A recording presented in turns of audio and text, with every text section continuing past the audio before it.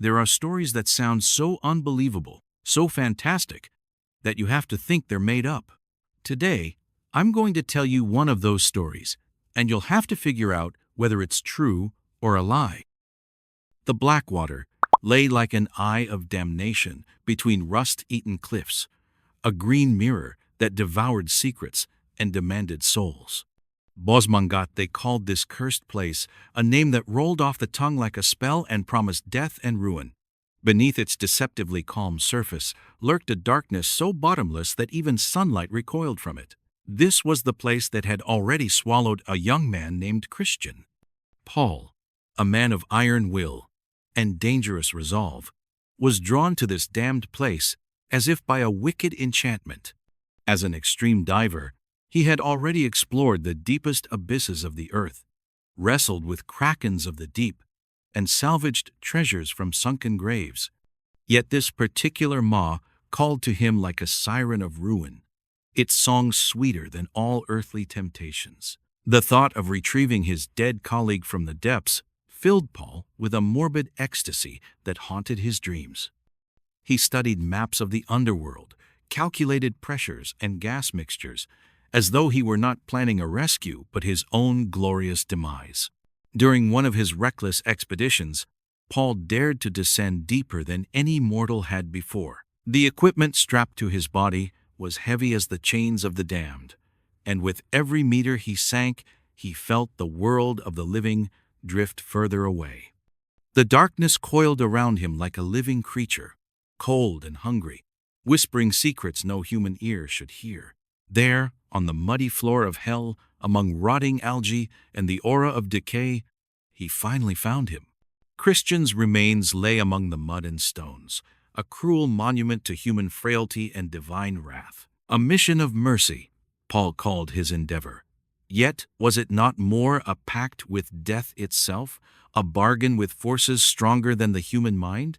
The family gave their consent unaware that they were not merely burying their own son. With the obsession of a madman, Paul began planning his final and fatal expedition. He gathered a team of 8 chosen soulsmen who loved risk and feared no death, men willing to die for glory and honor. Cameras were to record every moment of the recovery, as if he wished to prove to the world that he could challenge and defeat death itself.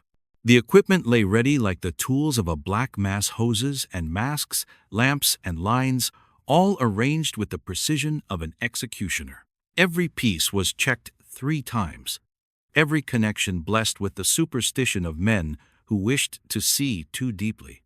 Paul himself wore a closed breathing system, modified for the depths of hell, a mechanical heart meant to keep him alive where no life could exist. The other team members would act as guardians, as witnesses to his triumph or his doom. January, the month forever to be bound to this fatal undertaking. Like a brand of damnation, Paul descended, equipped with machines that were meant to keep him alive. The water grew darker and colder the deeper he sank, as though he were being swallowed and digested by the world beyond the living. His camera recorded every breath, every heartbeat, every moment of descent, unaware that it would soon become the witness to his own agonizing end. The deep welcomed him like a long-awaited guest, with an icy embrace and the silence of eternity. Meter by meter he sank, the pressure upon his body growing like the hand of an invisible giant, eager to crush him. The water around him turned black as the soul of a murderer, and only the faint beam of his lamp pierced the impenetrable void. He felt the world of the living slip ever further away, as he became a wanderer between realms. Upon reaching the bottom of damnation, where eternal night reigned, Paul found the dead Christian in his muddy grave. The sight would have driven a weaker man to madness.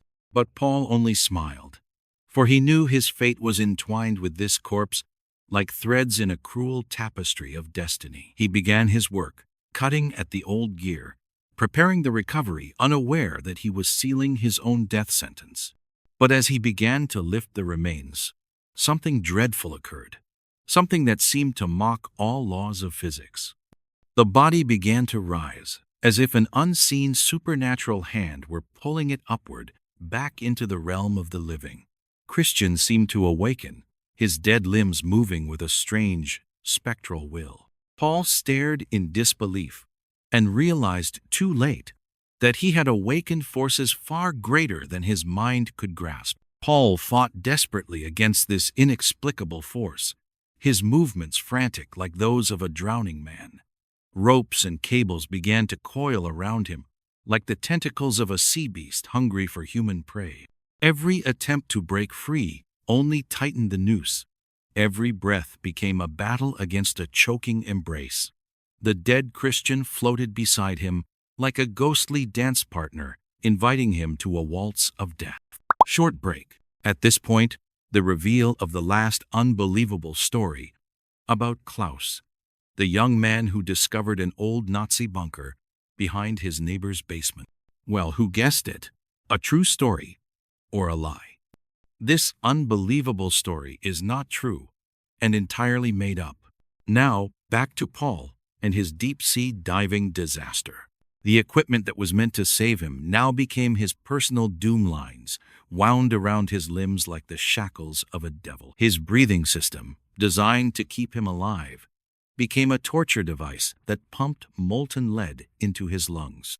Paul gasped for air, but the dense gas filled his chest like liquid metal, searing his throat like acid. His movements turned panicked, frenzied, while the camera captured every moment of his death struggle, a silent testament to human arrogance. Don, his most loyal friend and helper, saw the danger and descended like an angel of mercy to save Paul.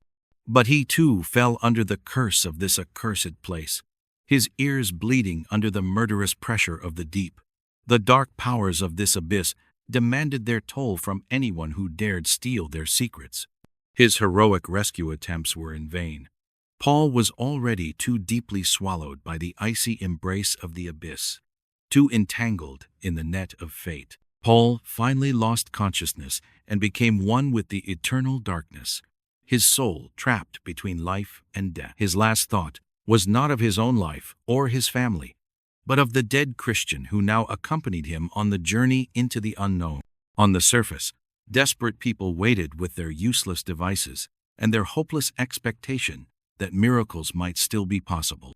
3 days and nights passed like an eternity, while below, the two bodies, that of the rescuer and that of the long dead, danced together in a ghostly ballet. The family received their dead back, but the price was far higher than anyone should have paid or wanted to pay. 2 coffins were buried where there should have been only one. Truth or fiction? The answer comes in a few days, right here, with the next unbelievable story. If you enjoyed this one, leave a like, subscribe to the channel, and tell me in the comments what you think happened down there. Truth or just fiction?